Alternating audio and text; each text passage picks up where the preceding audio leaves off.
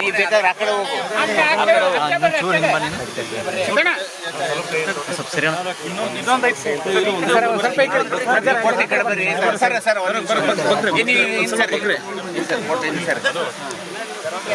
ಸ್ವಲ್ಪ ಅಗಲರಿ ಹಿಂದೆ ಬರ್ರಿ, ಹಿಂದೆ ಕಾಣಾಗಲ್ಲ. ಅಲ್ಲಿ ಏನ್ ಮಾಡಕತ್ತೀರಿ? ಬರ್ರಿ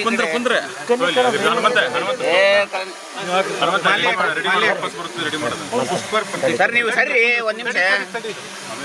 ವಾಗರ್ತ ಸಂಪೂರ್ತ ವಾಗರ್ತ ಪ್ರತಿಪತ್ತೆ ಜಗದ ಪಿತೃ ವಂದೇ ಪಾರ್ವತಿ ಪರಮೇಶ್ವರ. ಜಯ ಮಂಗಲಂ ಜೈ ನಮಃ ಪಾರ್ವತೀಶ್ವರ ಮಹಾದೇವ.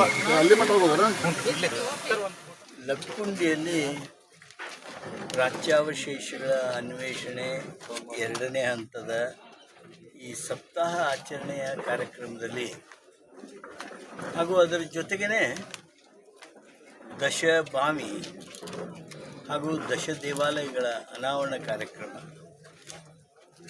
ಹಾಗೂ 6 ಅತ್ಯಂತ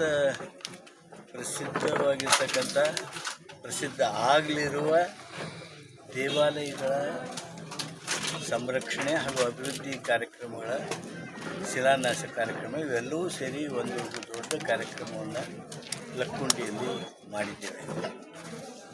ಪ್ರಾಚ್ಯಾವಶೇಷಗಳ ಅನ್ವೇಷಣೆ ಕಾರ್ಯಕ್ರಮ ಬಹುಶಃ ದೇಶದಲ್ಲೇ ಒಂದು ದೊಡ್ಡ ದಾಖಲೆಯನ್ನು ಸ್ಥಾಪಿಸಲಿದೆ ಅಂಥೇಳಿ ಅನೇಕ ತಜ್ಞರು ವಿದ್ವಾಂಸರು ಹೇಳ್ತಾ ಇದ್ದಾರೆ. ಮೊದಲನೇ ಹಂತದ ಪ್ರಾಚ್ಯಾವಶೇಷಗಳ ಅನ್ವೇಷಣೆಯೊಳಗೆ ನಮಗೆ ಸುಮಾರು 1050 ಪ್ರಾಚ್ಯಾವಶೇಷಗಳು ಲಭ್ಯ ಆಗಿದೆ. ಇವತ್ತು ಈ ಸಪ್ತಾಹವನ್ನು ಪ್ರಾರಂಭ ಮಾಡಿದ್ದೇವೆ. 1200 ಪ್ರಾಚ್ಯಾವಶೇಷಗಳನ್ನು ಈಗಾಗಲೇ ಗುರುತಿಸಿ ಅವುಗಳಿಗೆ ನಂಬರೀಕರಣ ಮಾಡಿ ಅವುಗಳ ಇತಿಹಾಸವನ್ನು ಬರೆದಿರ್ತಕ್ಕಂಥ ಡಾಕ್ಯುಮೆಂಟೇಷನ್ ಸಹಿತ ಪೂರ್ಣಗೊಳಿಸಿ ಅವುಗಳನ್ನು ವರ್ಗಾಯಿಸುವ ಅವುಗಳ ತಂದಿದೆ.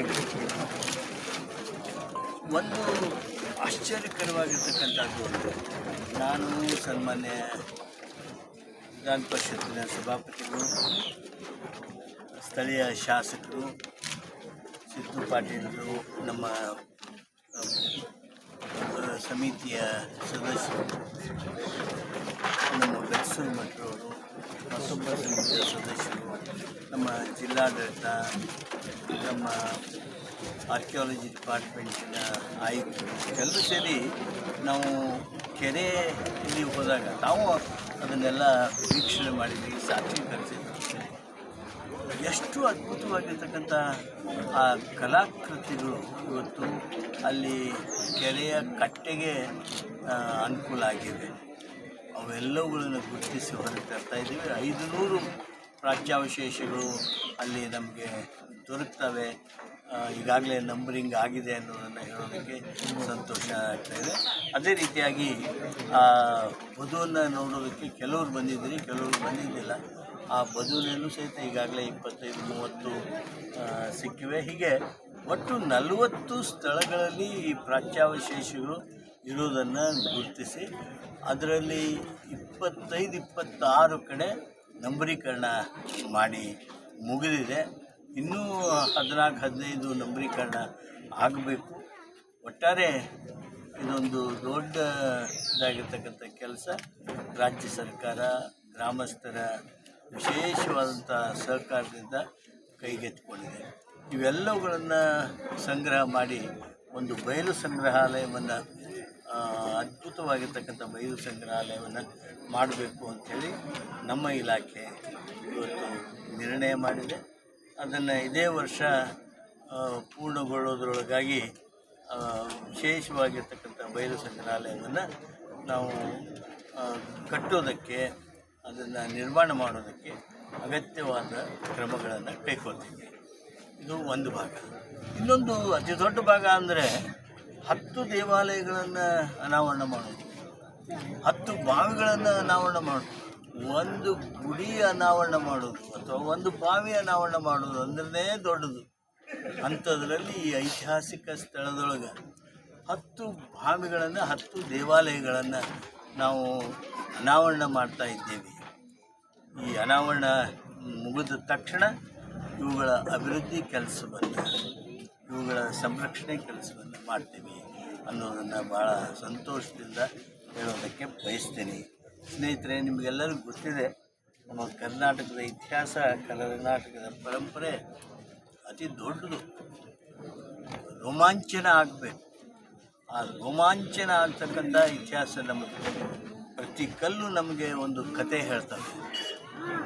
ಎಷ್ಟು ಜನ ಅರಸರು ಆಳಿ ಹೋಗಿದ್ದಾರೆ, ಎಷ್ಟು ವಿಶಿಷ್ಟವಾಗಿರ್ತಕ್ಕಂಥ ಸೇವೆ ಮಾಡಿ ಹೋಗಿದ್ದಾರೆ, ಎಂಥವುಗಳನ್ನು ಕಟ್ಟಿ ಹೋಗಿದ್ದಾರೆ, ಬೆಳೆಸಿ ಹೋಗಿದ್ದಾರೆ.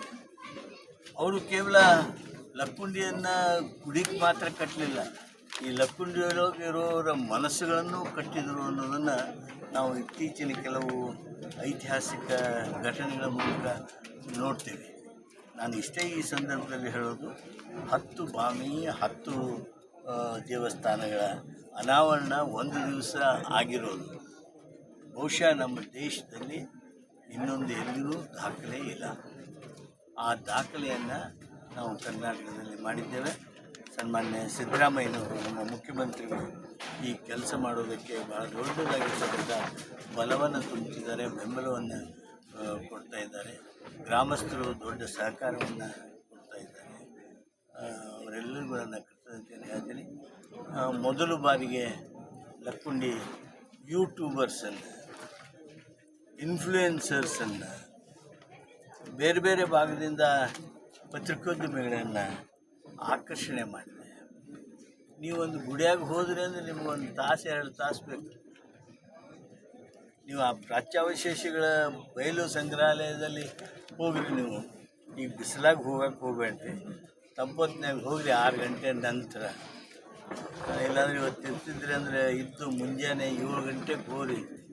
ಏನು ಒಂದೊಂದು ಕಂಬದೊಳಗೆ ಇರುವಂಥ ಆ ಕಲೆಯ ಶ್ರೀಮಂತಿಕೆ ಯಾವ ಬಂಗಾರ ಕೊಟ್ಟರು ಸಹಿತ ಅಂಥದ್ದು ಸಿಕ್ಕಲ್ಲ. ಅಂಥ ಒಂದು ದೊಡ್ಡ ಇತಿಹಾಸ ಈ ಲಕ್ಕುಂಡಿದಿದೆ. ಒಟ್ಟಾರೆ ಬರುವ ಕೆಲವೇ ದಿವಸಗಳಲ್ಲಿ ನಾವು ಲಕ್ಕುಂಡಿಯವರು ಇದು ವಿಶ್ವ ಪಾರಂಪರಿಕ ಸ್ಥಳ ಇನ್ನೂ ಯಾಕೆ ಆಗಿಲ್ಲ ಅನ್ನುವ ಪ್ರಶ್ನೆ ಪ್ರತಿಯೊಬ್ಬರು ಕೇಳೋ ಹಾಗೆ ಇದನ್ನು ಬೆಳೆದು ನಿಲ್ಲಿಸಬೇಕು ಅನ್ನೋದು ನಮ್ಮ ಗುರಿ. ಆ ಗುರಿಯನ್ನು ಮುಟ್ಟಬೇಕು.